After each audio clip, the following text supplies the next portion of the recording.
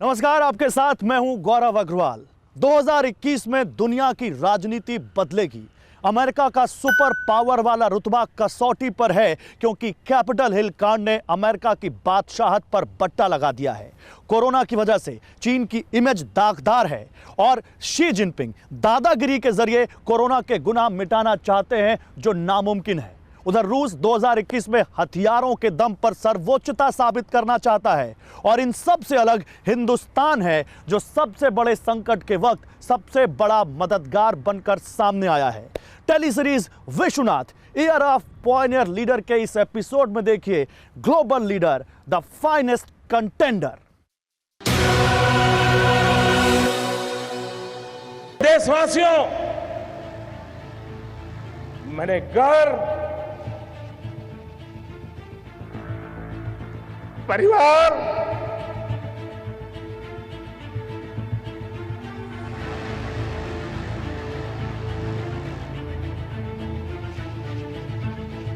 सब कुछ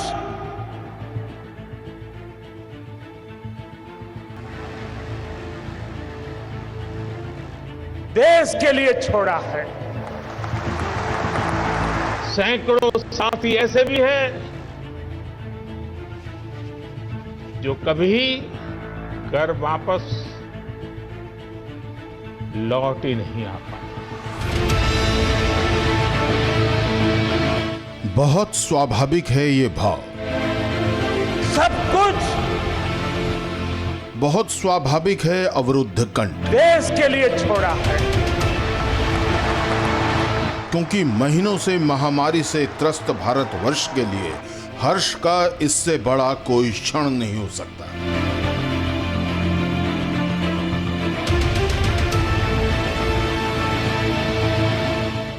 यह शुभ मुहूर्त का श्री गणेश है। सदियों ने ऐसी महामारी नहीं देखी थी, तो सदियों ने ऐसा उत्साह भी नहीं देखा था। यह महामारी को हराने का राष्ट्रीय लोक पर्व है। यह उस संकल्प की सिद्धि का महायज्ञ है, जिसकी अग्नि कोरोना वायरस को भस्म करने वाली है। पूरा देश इस महायज्ञ में हिस्सा ले रहा है और पूरा विश्व भारतवर्ष की ओर आशा भरी नजरों से निहार रहा है।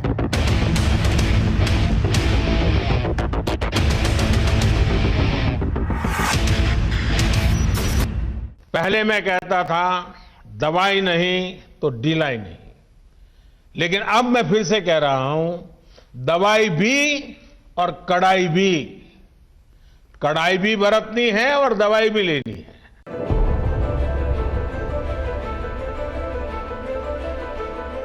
अभी सिर्फ शुरुआत हुई है।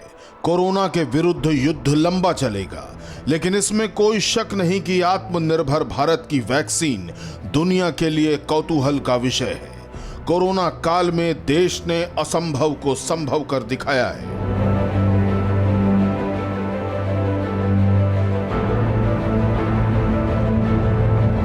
जब ताकतवर और विकसित देशों ने महामारी के खिलाफ युद्ध में घुटने टेक दिए, जब तमाम व्यवस्था चरमरा गई, तब कोरोना काल में भारत ने न सिर्फ व्यवस्था खड़ी की, बल्कि महामारी के मैनेजमेंट में शानदार मिसाल पेश की। इतना ही नहीं, भारत ने दुनिया को बताया कि आपदा में अवसर है, और ये दोनों वैक्सीन भारत के हुनर का नायाब तोहफा है।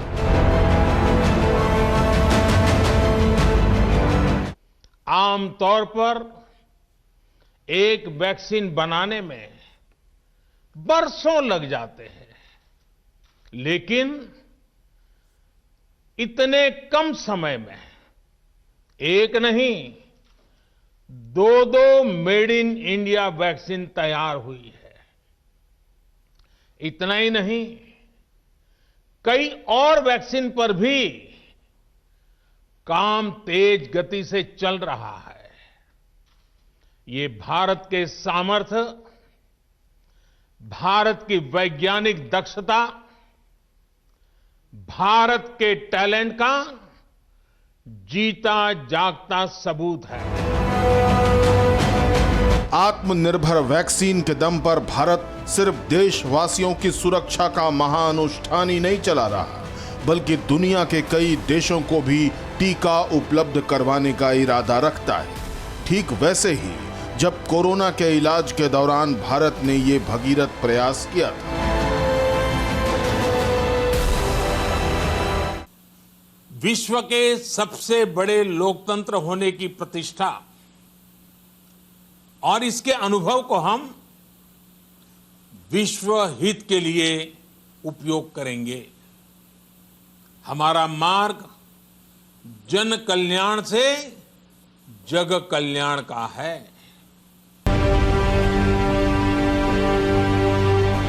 जाहिर है संकट के समय मदद कर भारत इंसानियत की मिसाल पेश कर रहा है। ये कोशिश भारत को ग्लोबल लीडर के तौर पर स्थापित कर रही है।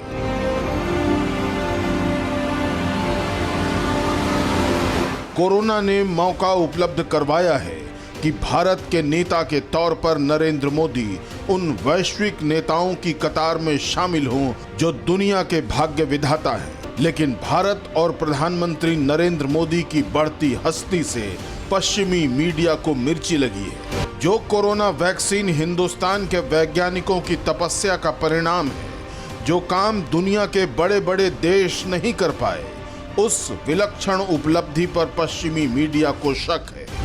भारत की वैक्सीन की क्षमता पर उनके अनगिनत सवाल हैं। जाहिर है पाश्चात्य सोच नरेंद्र मोदी और भारत के बढ़ते रसूख को हजम नहीं कर पा रही है। लेकिन इससे कोई फर्क नहीं पड़ने वाला। भारतवर्ष का संस्कार मानवता का है। हम तो वो देश हैं जहां का मूल मंत्र है सर्वे भवन्तु सुखिनः सर्वे सन्तु निरामया, यानी सभी सुखी हों, सभी रोग मुक्त हों।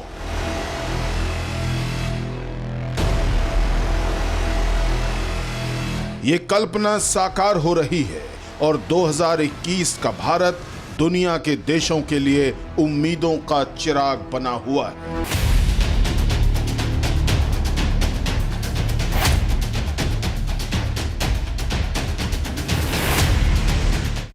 दो 2021 में अमेरिका की निजामत बदलेगी।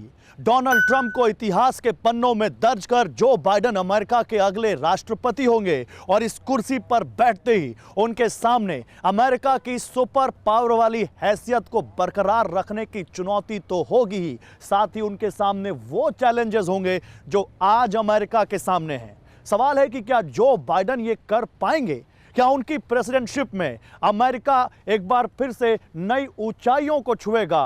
और उससे भी बड़ा सवाल, क्या जो बाइडेन 2021 में एक सुपर लीडर के तौर पर उभरेंगे?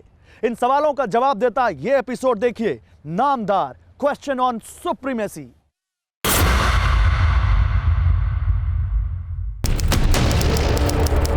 सत्ताईस दिसंबर 2019, डोम्बारोवस्की आर्मी बेस रूस। रेगिस्तान का इलाका, एक गड्ढे से धुआं उठा। धुएं का गुबार धीरे धीरे बढ़ता गया। कुछ ही देर में अचानक गड्ढे में आग की लपटें उठने लगी। देखते ही देखते धुएं और लपटें हाहाकारी हो गई, जैसे कोई ज्वालामुखी फट पड़ा हो। धुआं आसमान को छूने लगा। आग की लपटें कई 100 फीट ऊंची उठने लगी। फिर अचानक आग की लपटें गायब हो गई, सिर्फ धुआं ही धुआं दिखा। इसके अगले ही पल धूल का बवंडर उठा। धूल और धुएं के उसी बवंडर को चीर कर एक मिसाइल निकली जिसका नाम एवेंगार्ड। रूस के प्रेसिडेंट व्लादिमीर पुतिन ने दुनिया की सभी एटमी महाशक्तियों को दहलाने वाली मिसाइल का फर्स्ट ट्रेलर लॉन्च किया था। महज 15 मिनट बाद एवेंगार्ड का धमाका 7,350 किलोमीटर दूर हुआ। 3 टन वजनी मिसाइल के धमाके से समंदर में सुनामी आ गई। पुतिन ने यह धमाका अमेरिका के intermediate range nuclear force treaty से अलग होने के बाद किया। रूस की धरती फाड़ मिसाइल का धमाका सुपर पावर को चैलेंज था। पुतिन के बाद चीन डोंगफिंग मिसाइल धमाके कर अमेरिका पर धौंस जमाने लगा। किम जोंग उन के एटमी धमाके बदस्तूर जारी थे। इतने दुश्मनों को जवाब देने के लिए अमेरिका ने जो किया वो उसके सुपर पावर होने का सबूत है। सुनिए प्रेसिडेंट ट्रंप का वो ऐलान। उसकी तबाही की ताकत होश उड़ाने वाली थी। सुपर डुपर मिसाइल की रफ्तार ध्वनि की गति से 17 गुना ज्यादा होगी। दुनिया का हर कोना इस अमेरिकी ब्रह्मास्त्र के टारगेट पर होगा। इस मिसाइल के जरिए न्यूक्लियर अटैक भी किया जा सकेगा। सुपर डुपर मिसाइल को दुनिया का सबसे विध्वंसक हथियार बताया जा रहा है।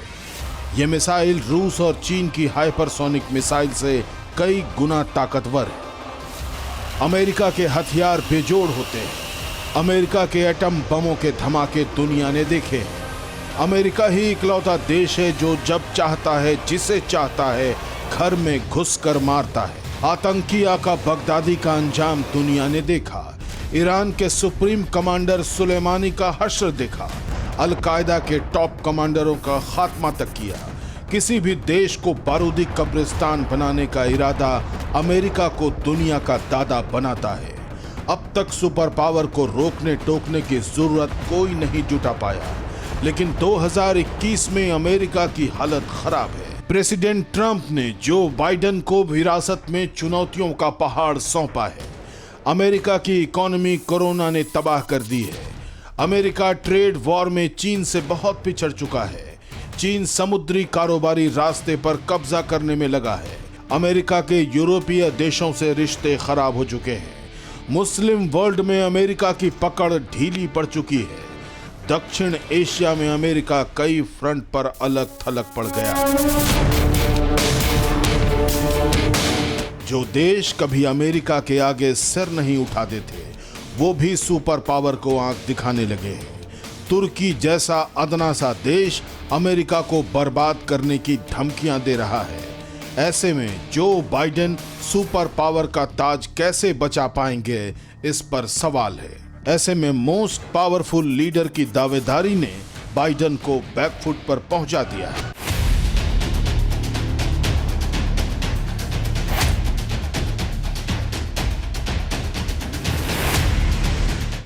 बात रूस के राष्ट्रपति व्लादिमीर पुतिन की। साल 2018 में रूस के anti corruption activist Alexei Navalny ने पुतिन को सत्ता वापसी का चैलेंज दिया और बड़े ही जोर शोर से उन्होंने अपना आक्रामक कैंपेन शुरू किया।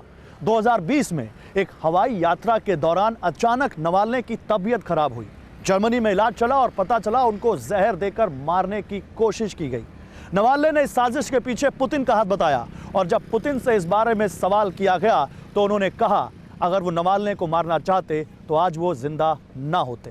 पुतिन के इसी जवाब में विश्वनाथ का तीसरा किरदार छिपा हुआ है। कैसे अपने विरोधियों को चित करते हुए पुतिन ने रूस को सुपर पावर बनाने का मिशन शुरू किया, देखिए हमारे इस एपिसोड में लड़ाका द राइजिंग पावर।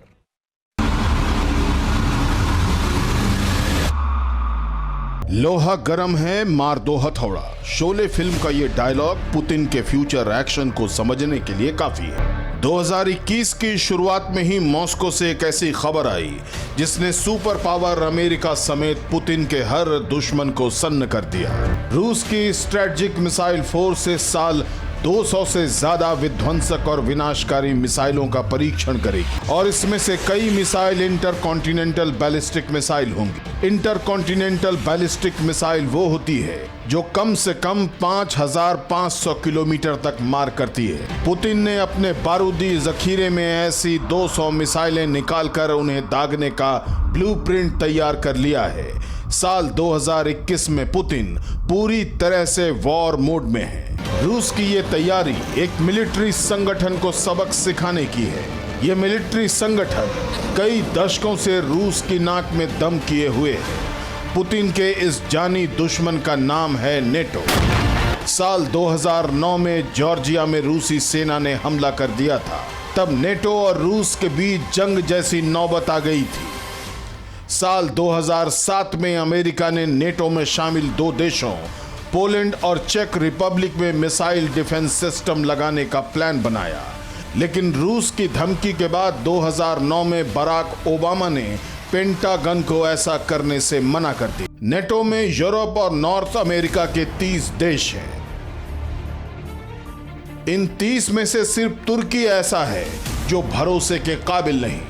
बाकी 29 के 29 देश अमेरिका के एक ऑर्डर पर रूस के खिलाफ जंग के लिए तैयार रहते हैं। रूस के बॉर्डर के आसपास आए दिन नेटो सेना युद्धाभ्यास करके पुतिन की पावर का मखौल बनाती है। ब्लैक सी, डेड सी और आर्कटिक सी में आए दिन रूस और नेटो की सेनाएं उलझती रहती हैं। पुतिन नेटो के इस वॉर एटीट्यूड का अंतिम हल चाहते हैं। इसलिए पुतिन का पूरा फोकस रूस को इतना ताकतवर बनाने का है कि नेटो का जंगी ट्रेलर थम जाए। इन सारी तैयारियों से अलग पुतिन ने अपने साइंटिस्ट को अब तक के सबसे खतरनाक मिशन पर लगाया है। पुतिन के ऑर्डर पर रूस एक ऐसी मिसाइल बनाने में जुटा है जो दुनिया के हर मिसाइल डिफेंस सिस्टम को भेद देगा। पुतिन के इस ड्रीम प्रोजेक्ट का नाम है RS-28।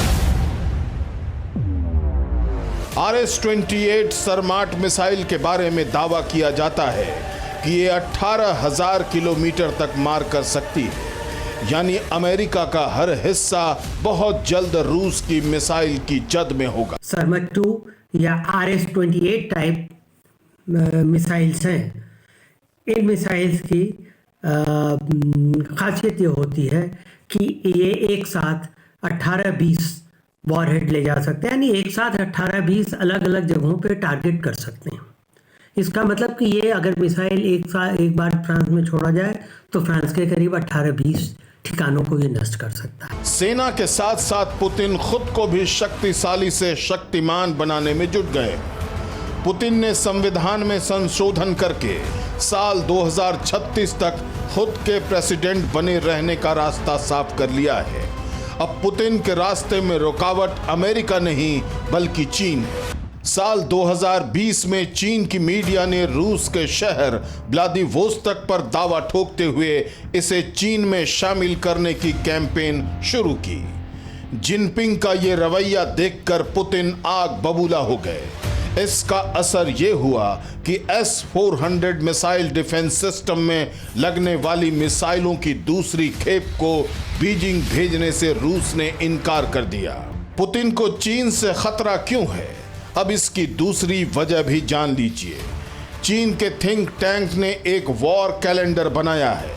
इसमें अगले 50 साल में उन 6 लड़ाइयों का जिक्र है जो चीन को लड़नी पड़ेगी।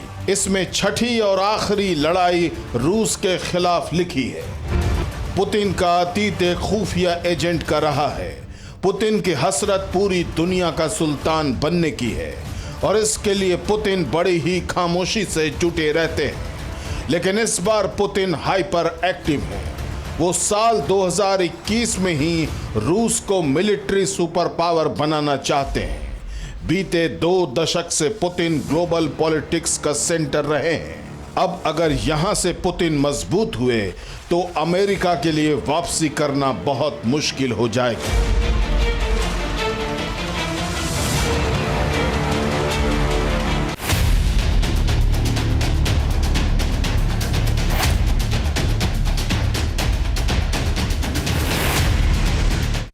जब दुनिया कोरोना के कहर से करा रही थी तो एक देश अपनी तिजोरी भरने में जुटा हुआ था।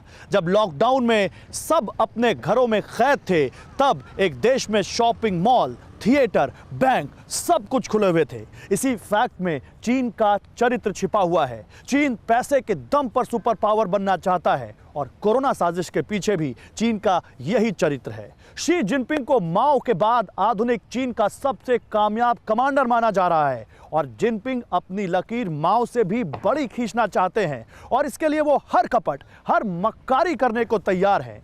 हमारे इस एपिसोड में देखिए दगाबाज, द माइटी विलेन। दुनिया की सबसे खौफनाक साजिश जिसकी वजह से 20 लाख से ज्यादा लोगों ने अपनी जान गंवा दी, अब उससे पर्दा उठ गया है। पहली बार चीन ने खुद माना कि कोरोना वायरस का बर्थ प्लेस जिनपिंग का मुल्क है। ये वीडियो देखिए। इसमें वुहान लैब के साइंटिस्ट चमगादड़ों से भरी गुफा में घुस रहे हैं। यहीं पर चमगादड़ों ने वुहान लैब के वैज्ञानिकों को काट लिया। वीडियो में जिनपिंग एंड कंपनी के गुनाहों का पूरा कच्चा चिट्ठा है। वायरल लैब के साइंटिस्ट के हाथ पर चमगादड़ के काटने का निशान है। बगैर पीपीई किट पहने ये साइंटिस्ट चमगादड़ों के करीब टहल रहे हैं। इसी लापरवाही ने दुनिया को कोरोना नाम की सबसे बड़ी आफत दी और चीन इस महामारी से जुड़ा सारा सच जानते हुए भी खामोश रहा। अब हम आपको चीन की खामोशी की असली वजह बताते हैं। वर्ल्ड वॉर 2 के बाद दुनिया की अर्थव्यवस्था सबसे बुरे दौर देख रही है, लेकिन चीन इसी दुनिया में होते हुए तरक्की कर रहा है।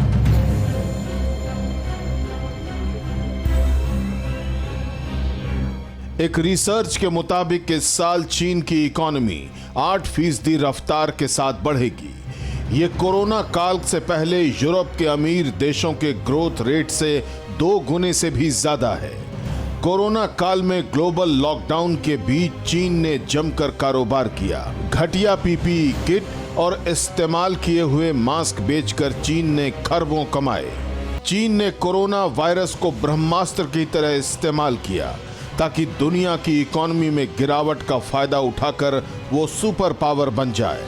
कुछ एक्सपर्ट तो ये भी दावा करते हैं कि अगर अमेरिका और चीन की ग्रोथ रेट यही रही तो अगले 5 साल में चीन अमेरिका से आगे निकल जाएगा और यही चीन की कम्युनिस्ट पार्टी का डर्टी एजेंडा है कि कोरोना फैलाना चीन की साजिश थी ताकि चीन कोरोना की वजह से दुनिया की अर्थव्यवस्था को चौपट कर ले और फिर खुद ही उससे जल्दी से उबर करके दुनिया की अर्थव्यवस्था पे कब्जा कर ले। हिंदुस्तान के रहते चीन का कोई भी नापाक मंसूबा कामयाब नहीं हो सकता। ये बात बीजिंग का बच्चा बच्चा जानता है। इसलिए चीन ने भारत को युद्ध में झोंकने के लिए 15 जून 2020 को गलवान की साजिश रची। चीन ने जानबूझकर भारत को LAC विवाद में फंसाया, LOC पर 2 फ्रंट वॉर का भ्रमजाल दिखाया और जब भारत ने मुंह तोड़ जवाब दिया तो जिनपिंग एंड कंपनी की सिट्टी पिट्टी गुम हो गई। बीते साल अगस्त में चीन की चौखट माने जाने वाले साउथ चाइना सी में भारत ने अपना युद्धपोत भेजकर पीपुल्स लिबरेशन आर्मी की चूल्हे हिला दी। अमेरिका के न्यूक्लियर स्ट्राइक ग्रुप ने भारतीय युद्धपोत के साथ गश्त लगाई, वो भी चीन की नेवी के ठिकाने के बिल्कुल पास। चीन को हिंदुस्तान से ऐसे रिएक्शन की उम्मीद नहीं थी। शी जिनपिंग और उनकी पार्टी की महत्वाकांक्षा से हर कोई वाकिफ है। चमगादड़ का सूप पीने वाले देश में आदर्श और उसूल जैसे शब्द मायने नहीं रखते। वहां तो छल कपट को एक सद्गुण माना जाता है। चीन की सेना भी छल कपट में ही यकीन रखती है। कोरोना वायरस इसी छल कपट वाली सोच की देन है।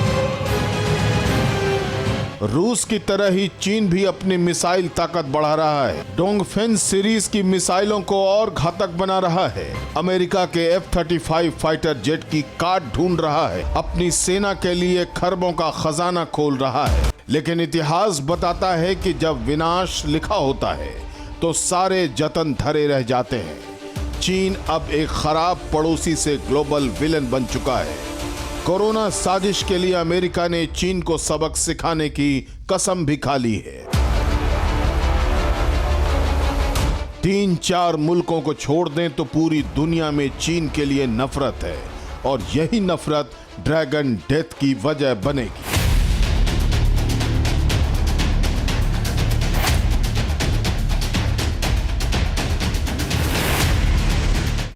जिनपिंग जैसे चालबाजों की दुनिया में कमी नहीं है। कुछ तो इस सनक में शी जिनपिंग से भी आगे हैं। दुनिया में अपनी धौंस जमाने का फितूर टर्की के प्रेसिडेंट एर्दोआन के सिर पर भी सवार है। कभी सेकुलर राष्ट्र कहे जाने वाले टर्की को एर्दोआन ने कट्टर इस्लामिक मुल्क में तब्दील कर दिया है। टर्की के पास अमेरिका और रूस के घातक हथियार हैं। टर्की के फाइटर ड्रोन्स तो दुनिया में सबसे खतरनाक माने जाते हैं। 56 देशों के इस्लामिक संगठन में टर्की के तानाशाह की तूती बोलती है और मुस्लिम देशों को साथ कर एर्दोआन दुनिया का खलीफा बनने का दांव कई बार खेल चुके हैं। हमारे इस एपिसोड में देखिए सौदागर, अ डेंजरस डिस्ट्रॉयर। युद्ध के अखाड़े में रूस और अमेरिका दोनों से एक ही वक्त भिड़ने का जिगर दिखाने वाला कोई है तो वो है तुर्की। एर्दोआन के इसी दुस्साहस ने उन्हें तुगलक का तमगा दिलाया। कभी अमेरिका और रूस से दोस्ती गांठने वाले एर्दोआन आज की तारीख में दोनों देशों की दुश्मनी पाल बैठे हैं।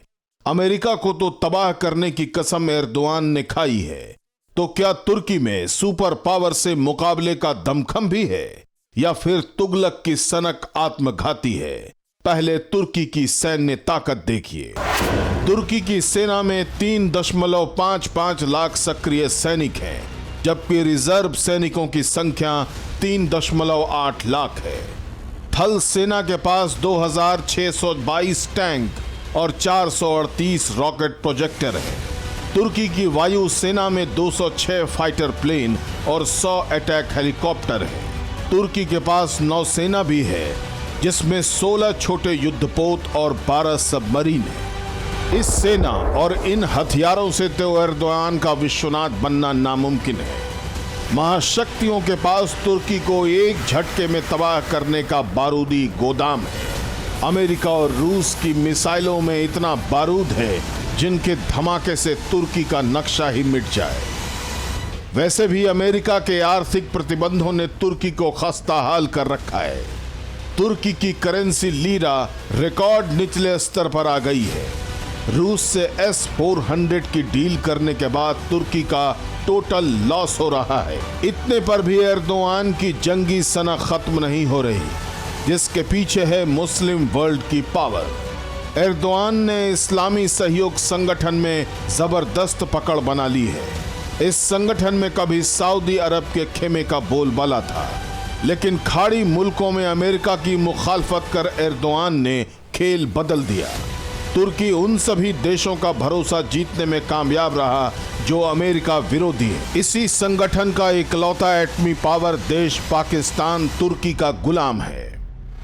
एर्दोआन की गैंग में खूंखार और खतरनाक दहशतगर्द संगठनों से भरी पड़ी है। सीरिया में तुर्की समर्थित सुलेमान शाह ब्रिगेड है। पाकिस्तान के सभी आतंकी संगठन तुर्की के साथ हैं। ईरान समर्थित शिया मिलिशिया लड़ाके तुर्की के साथ अमेरिका से जंग को तैयार हैं। यमन के हूती विद्रोही अमेरिका के घोर विरोधी हैं। लेबनान के हिजबुल्लाह फाइटर तुर्की के खेमे में है। इराक के विद्रोही लड़ाकों का संगठन खलीफा के लिए युद्ध तक कर सकता है। ऑयल फील्ड में गोरिल्ला वॉर में महारत रखने वाले ये ऐसे फाइटर हैं जो चलते फिरते बम से कम नहीं। आत्मघाती आतंकियों से मुकाबला करना किसी सेना के लिए आसान नहीं। तुर्की के राष्ट्रपति की ताकत इतनी भर नहीं है। खाड़ी के मुस्लिम देशों को साथ कर एर्दोआन पूरी दुनिया की तेल सप्लाई ठप करने का दांव भी चल सकते हैं। मुस्लिम वर्ल्ड की मिलिट्री ताकत मिलने से तुर्की किसी भी एक देश पर 20 साबित हो सकती है।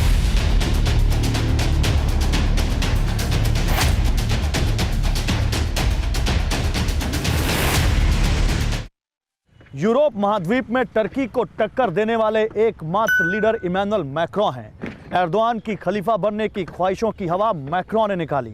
जिस भी फ्रंट पर टर्की का ये तुगलक जंग के लिए फड़फड़ाया, फ्रांस के राफेल गरजे। ग्रीस में टर्की चारों खाने चित हो गया। भूमध्य सागर में घुसपैठ कर चुकी टर्की की नेवी को फ्रांस के जंगी बेड़ों ने खदेड़ कर रख दिया। लेकिन विश्वनाथ बनने की रेस में शामिल होने की मैक्रों को भारी कीमत चुकानी पड़ी।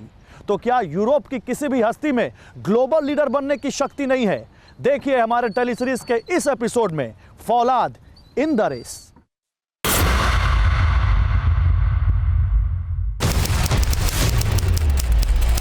सत्ताईस सितंबर 2020 नागोर्नो कराबाख आर्मीनिया अजरबैजान में इतना भयानक खून खराबा शुरू हुआ कि दुनिया दहल गई। बारूदी बैटल ग्राउंड में बेगुनाहों की लाशें बिछ गईं। बैटल ऑफ कराबाख को भड़काने वाला तुर्की था।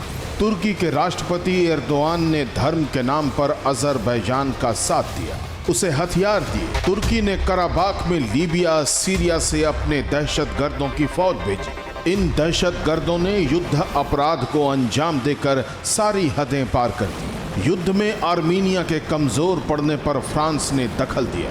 बस यहीं से तुर्की बनाम फ्रांस की लड़ाई दुनिया के सामने आ गई। लेकिन इसकी जड़ कहीं और थी। 18 जुलाई 2020 भूमध्य सागर ग्रीस। जुलाई में तुर्की ने मेडिटेरेनियन समंदर में एक नेवल अलर्ट जारी किया जिसका नाम था नेवटेक्स।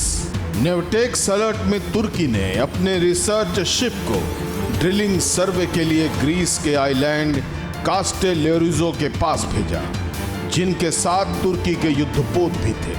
तुर्की के अलर्ट के बाद ग्रीस की सेना भी चौकन्नी हो गई। युद्ध के हालात बन गए, लेकिन तुर्की जैसे ताकतवर मुल्क से भिड़ना अकेले ग्रीस के बूते की बात नहीं थी। ग्रीस ने मदद की गुहार लगाई। फ्रांस मदद के लिए सबसे आगे आया। मैक्रों ने एर्दोआन की अकड़ ढीली करने के लिए ग्रीस को 18 राफेल देने का ऐलान कर दिया। इनमें से 10 राफेल के F3R वेरिएंट थे, बाकी बचे 8 सेकेंड हैंड जेट, जिन्हें मैक्रों ने मुफ्त में ही ग्रीस को दे दी। फ्रांस के आगे आने के साथ ही संयुक्त राज्य अमीरात ने भी ग्रीस की मदद के लिए 4 F-16 फाइटर जेट ग्रीस भेज दिए। फ्रांस की सेना भी भूमध्य सागर में उतर आई। चौतरफा घिरने के बाद तुर्की नेवी ब्लू बैटल ग्राउंड में बैकफुट पर चली गई। एर्दोआन के खतरनाक मंसूबे धरे रह गए। इस हार की कसक एर्दोआन ने फ्रांस से नागोर्नो कराबाख में निकाली। जिस युद्ध का ब्लूप्रिंट तुर्की ने तैयार किया, उसका इल्जाम मैक्रों पर मढ़ा गया। फ्रांस कराबाख विवाद सुलझाने के लिए बनी समिति का हिस्सा था, लेकिन तुर्की के राष्ट्रपति ने आरोप लगाया कि मुसीबतों और अजरबैजान में कब्जे के पीछे फ्रांस था। एर्दोआन ने मैक्रों को मिन्स्क तिकड़ी का हिस्सा बताया, जिसमें फ्रांस के साथ रूस आर्मेनिया को जोड़ा गया। लेकिन अब तक भी एर्दोआन की खूनी सनक का अंदाजा मैक्रों को नहीं लगा। एर्दोआन का खूंखार चेहरा बेनकाब हुआ विवादित कार्टून पर मचे फसाद के बाद। 29 अक्टूबर 2020, नीस शहर, फ्रांस। फ्रांस की मैगजीन शार्ली हेब्दो में छपे विवादित कार्टून पर फ्रांस में सीरियल अटैक शुरू हो गए। नीस टेरर अटैक में 3 लोगों की मौके पर मौत हुई। यूरोप के साथ ही दुनिया के कोने कोने में फ्रांस को निशाना बनाया जाने लगा। 29 अक्टूबर 2020, जेद्दा शहर, सऊदी अरब। दूतावास के बाहर सुरक्षा में तैनात गार्ड को एक हमलावर ने छुरा घोंपकर जान लेने की कोशिश की। सीरियल टेरर अटैक के बाद प्रेसिडेंट इमैनुअल मैक्रों ने इस्लामिक आतंक के खिलाफ फ्रांस के महायुद्ध शुरू करने का ऐलान कर दिया। मैक्रों के बयान से इस्लामिक देश भड़क उठे। मुस्लिम वर्ल्ड के लीडरों की फ्रांस के खिलाफ बयानबाजी ने जोर पकड़ा तो हमलों में तेजी आ गई। 30 अक्टूबर 2020, मॉस्को, रूस। रूस के मुस्लिम बहुल इलाके में 16 साल के एक लड़के ने मजहबी नारे लगाने के बाद एक पुलिस वाले को चाकुओं से गोद दिया। इससे पहले वो पुलिस स्टेशन को फूंकने के साथ सभी को मौत के घाट उतारने की धमकी दे रहा था। 30 अक्टूबर 2020, इस्लामाबाद, पाकिस्तान। यह हंगामा पाकिस्तान में फ्रांस के दूतावास पर हुआ था। पाकिस्तान में गुस्साई भीड़ फ्रांसीसी दूतावास को तहस नहस करने पर आमादा हो गई। भीड़ ने इस्लामाबाद के हाई सिक्योरिटी जोन में इस कदर बवाल काटा कि आंसू गैस के गोले दागने पड़े।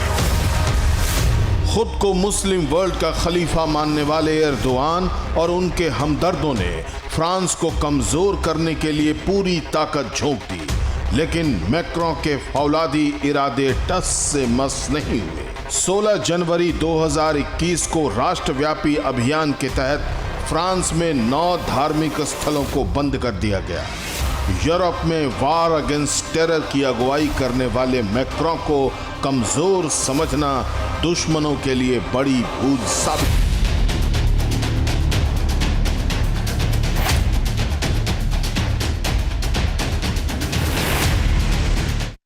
दुनिया के दादा से कई मुल्कों का मुकद्दर जुड़ा हुआ है। सबसे ताकतवर को जिन पर जोर आजमाना है, उनमें कई सनकी हैं। ऐसे खूनखार लीडर जो बारूदी खेल का शौक रखते हैं, इंटरनेशनल मसलों में दखल देने की आदत से मजबूर, कई तो बेहद खतरनाक हैं। इनमें से कई लीडर्स के पास एटम बॉम्ब का ट्रिगर है, तो कुछ महाविनाश का हथियार बनाने के बेहद करीब हैं। तो क्या 2021 में ऐसे देश दुनिया को दहलाने का दम रखते हैं? कौन कौन से देश हैं जो महाशक्ति बनने की रेस में हैं? और अगर सिरफिरों की एक टीम बन गई तो क्या ये सबसे ताकतवर देशों से मुकाबला करेंगे? टेलीसीरीज के इस एपिसोड में देखिए अरमान hunting the destiny.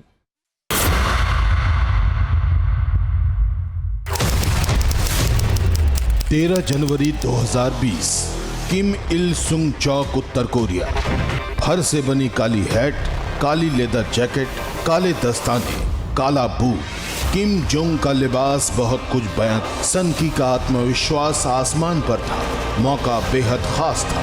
Uttar Korea का बेलगाम बादशाह बारूदी हथियारों की नुमाइश कर रहा था। ऐसे महाविस्फोटक हथियार जिनके नाम से दुनिया दहल जाए। किम जोंग उन की मिलिट्री परेड में महाविनाश के दर्जनों हथियार दिखाए गए, जिसमें एक मिसाइल ने दुनिया के सबसे ताकतवर देशों को दंग कर दिया। इस मिसाइल का नाम है पुकगुक-सॉन्ग 5। पनडुब्बी से दागी जाने वाली इस मिसाइल से मचने वाली तबाही किसी भी सेना के हौसले पस्त कर सकती है। किम जोंग उन की नई मिसाइल की खूबियां किसी के भी दिल में खौफ पैदा कर देंगी। सन की तानाशाह का पुकगुक-सॉन्ग 5 का व्यास 1.8 मीटर है। किम की नई मिसाइल 10 मीटर लंबी है। इस मिसाइल की रेंज 3000 किलोमीटर तक है। समंदर में किम की सेना इस अकेली मिसाइल के बूते किसी भी नेवी से टक्कर लेने को तैयार है। जिस ब्लू बैटल ग्राउंड में दुनिया का नया दादा तय होना है, वहां किम जोंग उन सबको ललकार रहा है। किम जोंग के बारूदी जखीरे में अमेरिका के किसी भी इलाके को धुआं करने वाली न्यूक्लियर मिसाइल है। 13 जनवरी तक किम जोंग ने इस मिसाइल को सीक्रेट रखा, लेकिन किम की धमकियां जमाने के लिए सीक्रेट नहीं। जो बाइडेन को किम ने दुश्मन नंबर 1 मान रखा है। किम ने आतिशी अदावत जारी रखने की कसम दोहराई है। जो बाइडेन भी किम को बख्शने के मूड में नहीं। दोनों देश में सैन्य युद्ध होने का मतलब है एक देश का वजूद खत्म होना। बचेगा वही जिसके पास एटम बम ज्यादा है। परवाह देश की, सोमवार से शुक्रवार रात 10 बजे TV9 भारतवर्ष पर।